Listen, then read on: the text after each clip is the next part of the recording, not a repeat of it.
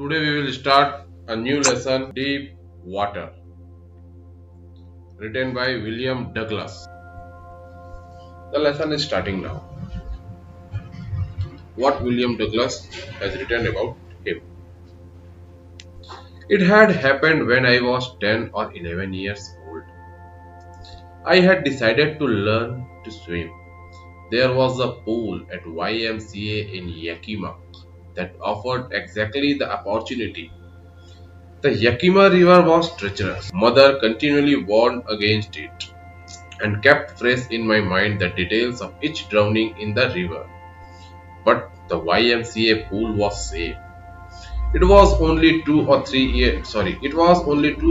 feet deep at the shallow end, and while it was 9 feet deep at the other, the drop was gradual. I got a pair of water wings and went to pool. I hated to walk naked into it and show my skinny legs, but I subdued my pride and did it. From the beginning, however, I had an aversion to the water when I was in it. This started when I was 3 or 4 years old and father took me to the beach in California. He and I stood together in the surf. I hung on to him, yet the waves knocked me down and swept over me. I was buried in water. My breath was gone. I was frightened. Father laughed, but there was terror in my heart at the overpowering force of the waves. My introduction to YMCA swimming pool revived unpleasant memories and stirred childish fears. But in a little while I gathered confidence. I paddled with my new I paddled with my new water wings, watching the other boys and trying to learn by aping them. I did this 2 or 3 times on different days and was just beginning to feel at ease in the water when the adventure happened. I went to pool when no one else was there. The place was quiet. The water was still, and the tiled bottom was as white and clean as a bathtub. I was timid about going in alone. So I sat on the side of the pool to wait for others. I had not been there long when in came a big bruiser of a boy, probably 18 years old. He had thick hair on his chest. He was a beautiful physical specimen, with legs and arms that showed rippling muscles. He yelled, "Hi, Skinny! How would you like to be ducked?" With that, he picked me up and tossed me into the deep end. I landed in a sitting position, swallowed water, and went at once to the bottom. I was frightened, but not yet frightened out of my wits. On the way down, I planned. When my feet hit the bottom, I would make a big jump, come to the surface, lie flat on it, and paddle to the edge of the pool. It seemed a long way down. Those 9 feet were more like 90, and before I touched bottom, my lungs were ready to burst. But when my feet hit bottom, I summoned all my strength and made what I thought was a great spring upwards. I imagined I would pop to the surface like a cork. Instead, I came up slowly. I opened my eyes and saw nothing but water. Water that had a dirty yellow tint to it. I grew panicky. I reached up as if to grab a rope and my hands clutched only at water. I was suffocating. I tried to yell but no sound came out. Then my eyes and nose came out of the water, but not my mouth. I flailed at the surface of the water, swallowed and choked. I tried to bring my legs up, but they hung as dead weights, paralyzed and rigid. A great force was pulling me under. I screamed, but only the water heard me. I had started on the long journey back to the bottom of the pool. I struck at the water as I went down, expending my strength as one in a nightmare flights an irresistible force. I had lost all my breath. My lungs ached. My head throbbed. I was getting dizzy. But I remembered the strategy. I would spring from the bottom of the pool and come like a cock to the surface. I would lie flat on the water, strike out with my arms, and thrust with my legs. Then I would get to the edge of the pool and be safe.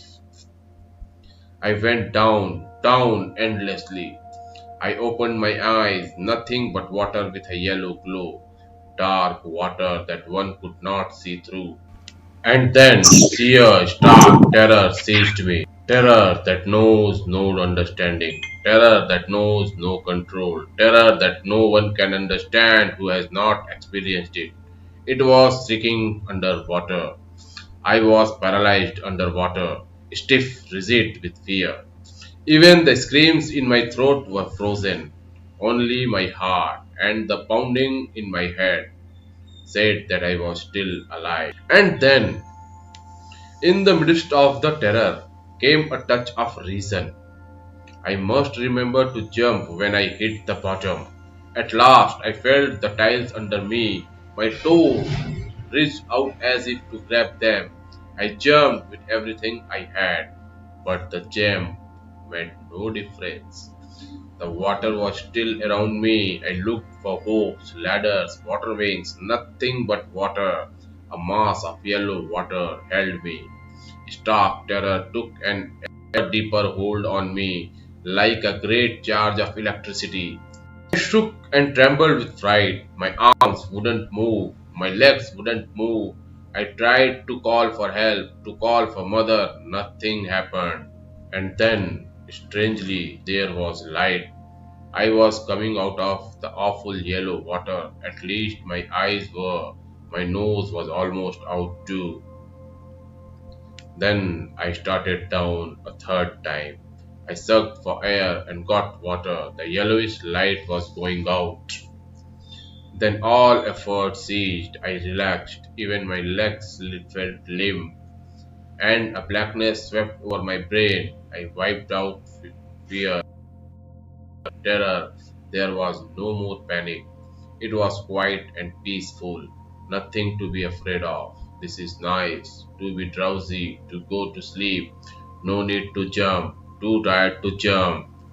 It's nice to be carried gently, to float along in space. Tender arms around me, tender arms like mothers. Now I must go to sleep. I crossed to oblivion, and the curtain of life fell. The next I remember, I was lying on my stomach beside the pool, vomiting. The chap that threw me in was saying, "But I was only fooling." Someone said, "The kid nearly died." But all right now, let's carry him to the locker room. Several hours later, I walked home. I was weak and trembling. I shook and cried when I lay on my bed. I couldn't eat that night. For days, a haunting fear was in my heart. The slightest exertion upset me, making me wobbly in the knees and sick to my stomach. I never went back to the pool. I feared water. I avoided it whenever I could. A few years later, when I came to know the waters of the cascades, I wanted to get into them, and whenever I did, whether I was wading the Teton or bumping river or bathing in warm lake of the goat rocks, the terror that had seized me in the pool would come back. It would take possession of me completely. My legs would become paralyzed.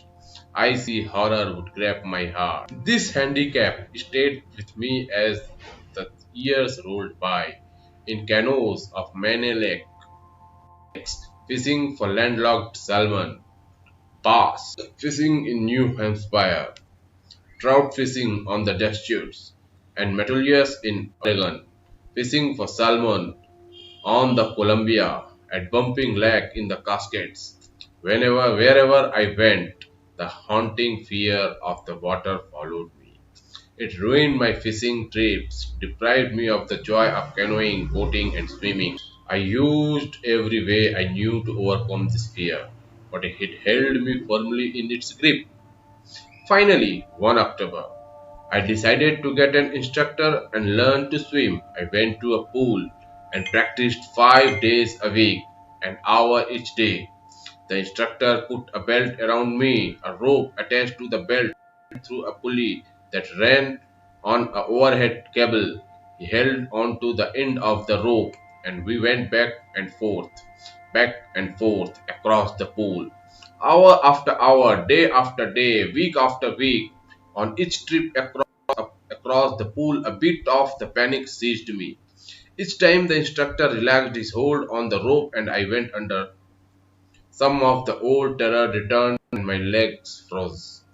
It was 3 months before the tension began to slack. Then he taught me to put my face under water and exhale, and to raise my nose and inhale. I repeated the exercise hundreds of times. Bit by bit, I shed part of the panic that seized me when my head went underwater.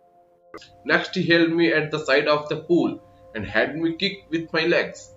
For weeks, I did just that. At first, my legs refused to work, but they gradually relaxed, and finally, I could command them. Thus, piece by piece, he built a swimmer, and when he had perfected each piece, he put them together into an integrated whole. In April, he said, "Now you can swim, dive off, and swim the length of the pool, crawl, stroke." I did. The instructor was finished, but I was not finished. I still wondered if I would be terror stricken when I was alone in the pool. I tried it. I swam the length up and down. Tiny vestiges of the old terror would return, but now I could frown and say to that terror, trying to scare me, "Huh? Well, here's to you. Look!" And off I would go for another length of the pool. This went on until July, but I was still not satisfied. I was not sure that all the terror had left, so I went to the lake, Wentworth in Hampshire, dived off at dock at Triggs Island, and swam 2 miles across the lake to Stampat Island. I swam the crawl, breaststroke, side stroke, and backstroke. Only once did the terror return. When I was in the middle of the lake, I put my face under and saw nothing but bottomless water. The old sensation returned in miniature. I laughed and said, "Well, my terror, well, Mr. Terror, what do you think you can do to me?" I fled and swam on.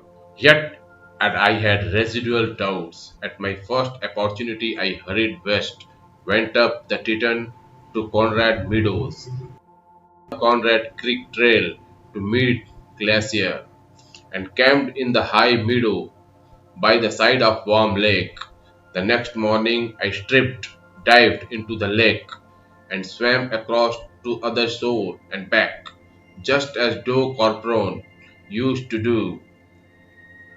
I shouted with joy, and Gilbert Peak returned the echo. I had conquered my fear of water. The experience had a deep meaning for me, as only those who have known stark terror and conquered it can appreciate.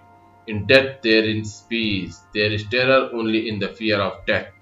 As Roosevelt knew when he said, "All we have to fear is fear itself," because I had experienced both the sensations of dying and the terror that fear of it can produce. The will to live somehow grew in intensity.